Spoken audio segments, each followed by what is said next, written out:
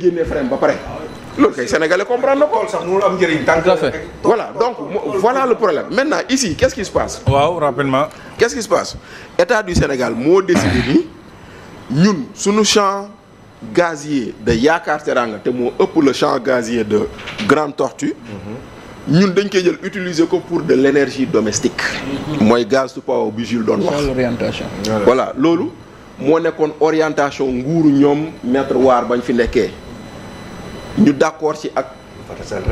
waaw mooy loolu yëpp mooy. waaw c'est-à-dire que orientation domestique bi. moo taxoon ñu ne par exemple on doit créer une centrale au gaz. bii ñoom Samuel Sarr waroon yor.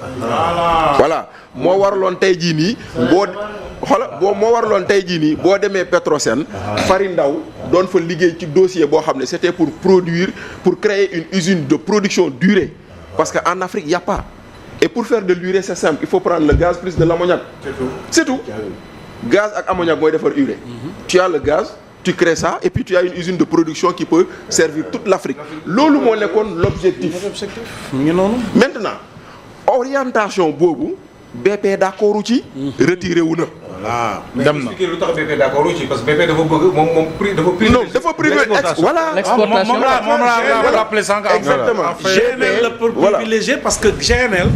gaz liquéfié bi moo ëpp xaalis. léegi nag moom orientation boobu la privilégié moom maanaam dafa bëgg ñu produire gaz bi ñu jaay ko bitim réew. voilà. Quand BP est parti Cosmos est resté.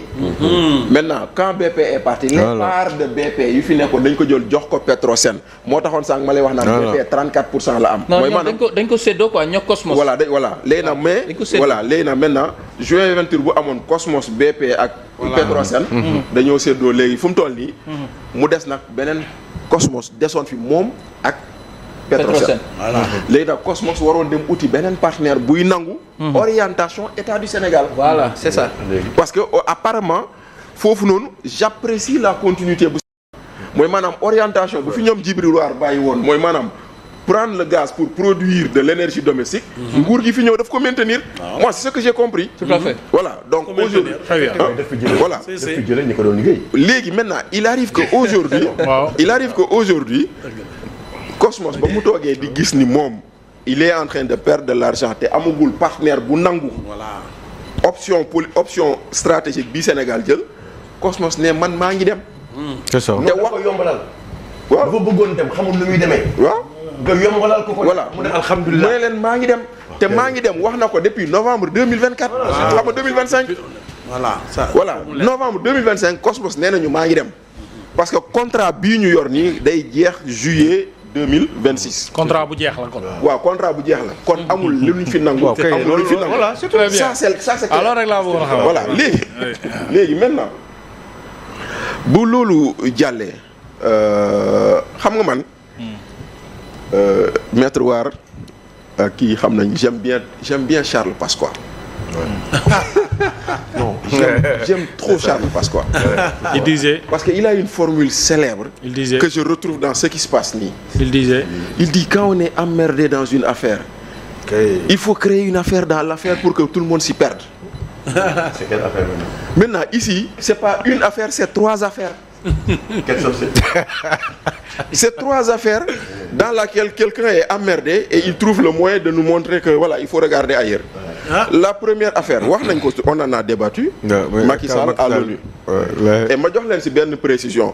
Macky a fait 3 heures d'audition. Pendant les 3 heures d'audition déggoo leen benn yoon ku ko wax waxi mort au Sénégal. Non du tout. C'est bon. moo tax c'est bon à préciser moo tax may leen les affaires sénégalo-sénégalaises Macky les a évacuées dans la rencontre. la veille. donc tu vois maintenant ça c'est une affaire. La deuxième affaire c'est le président Diomaye qui est en tournée politique. Normalement dans le Fouladou. Et je remercie le président d'être allé au Fouladou parce que fii laa toogoon di kaas ni président demul Fouladou. yëguma ko woon quoi. waaw donc le président xalaatuma ko woon. waaw d'accord mais c'est normal. Ça me surprend quoi. Mais oui c'est normal. Léegi ça c'est la deuxième affaire.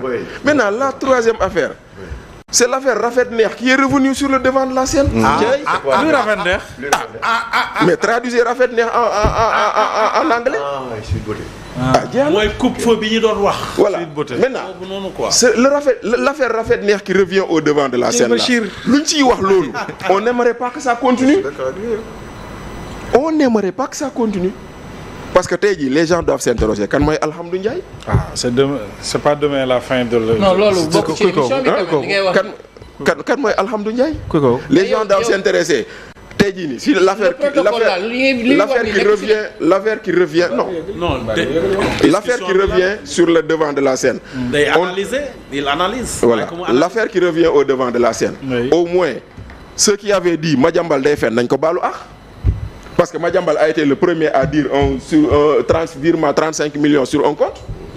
ana ñu ko doon wax tey ndaw si tawul fii mu ne ñu loolu am na. Alors Très bien. kon nag tey jii tout ça là cette sortie là pour dire fokkati nañ Oui. ay contrat pétrolier ak yooyu noonu. C'est pour nous amener à ne pas regarder là où il faut. Très bien.